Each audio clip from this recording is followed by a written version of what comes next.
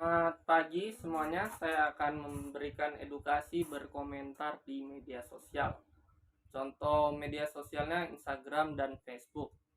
Media sosial merupakan tempat bagi ribuan orang mengekspresikan pikiran dan perasaannya. Oleh sebab itu, di dalam media sosial ada aturan dan beberapa orang masih kurang edukasi tentang perilaku dan sikap yang pantas di dunia maya. Menanggapi komentar negatif memang tidak mudah. Jika teman-teman merasa tidak nyaman untuk menanggapi, tidak ada salahnya untuk membiarkan mereka asal masih tahu batasan. Setiap orang harus berhati-hati menempatkan diri di internet.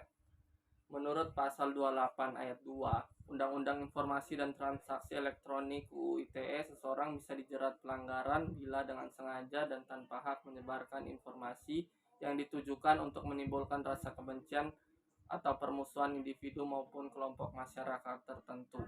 Setiap orang harus bijak saat akan berkomentar, seperti melakukan yang dikenal dengan ujaran kebencian, yaitu tindakan komunikasi yang dilakukan oleh suatu individu atau kelompok yang berupa hinaan, provokasi, body shaming, hingga hasutan yang ditujukan kepada sekelompok orang atau individu.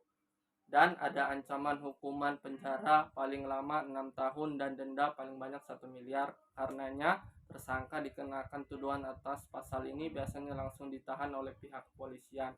Untuk menghindari jeratan UU ITE, setiap orang harus berhati-hati menempatkan diri di internet. Memang secara fisik tidak berhadapan langsung dengan lawan bicara karena teknologi telah membuat jarak, namun tetap pahami isi konten sebelum berkomentar. Ada beberapa langkah yang bisa dilakukan seseorang tidak sembarangan berkomentar di ranah digital. Pertama, lanjut, dia harus membaca, mengetahui keseluruhan konten, kemudian pastikan tidak berasumsi dan memahami isi terlebih dahulu. Selain itu, perlu juga berpikir sebelum memposting atau mengomentari sesuatu dengan menanyakan kepada diri sendiri apakah hal yang kita sampaikan perlu dan apakah bermanfaat, sebab kadang kita sampaikan buat seseorang jadi cemas padahal kita tidak kenal.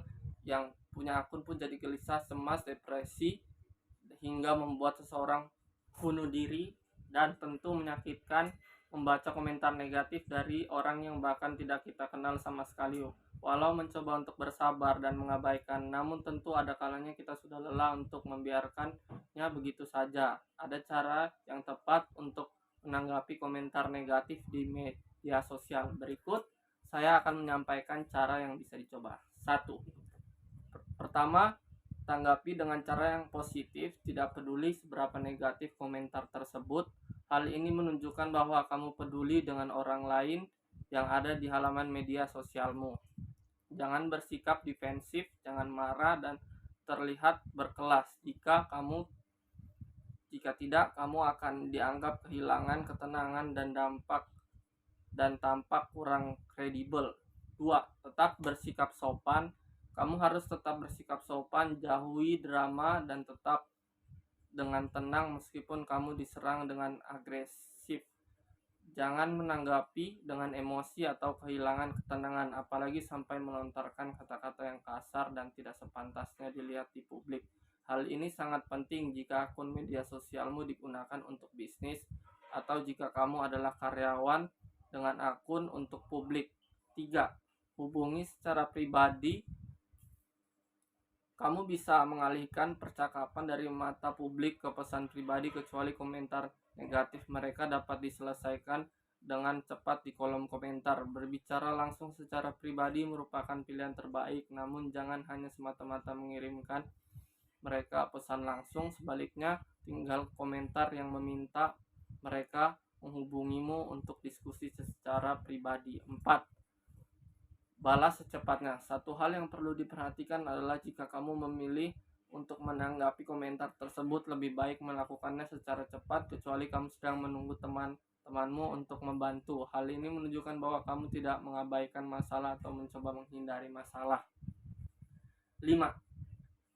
Tanggapi dengan jenaka. Kamu juga bisa menggunakan humor tanggapanmu jika menurut situasinya cocok. Humor dapat berguna sebagai balasan yang menunjukkan bahwa kamu memiliki selera humor dan tidak menanggapi sesuatu tersebut dengan terlalu serius. Hal ini sama efeknya jika kamu bersifat hal ini sama dengan efeknya bersikap sopan atau positif. Namun jika kamu tidak yakin untuk menanggapi dengan humor, lebih baik tetap dengan nada serius karena ada kemungkinan bisa disalahpahami. Sekian dari saya. Terima kasih telah menonton channel saya. Jangan lupa subscribe dan terima kasih telah menonton. Bye bye.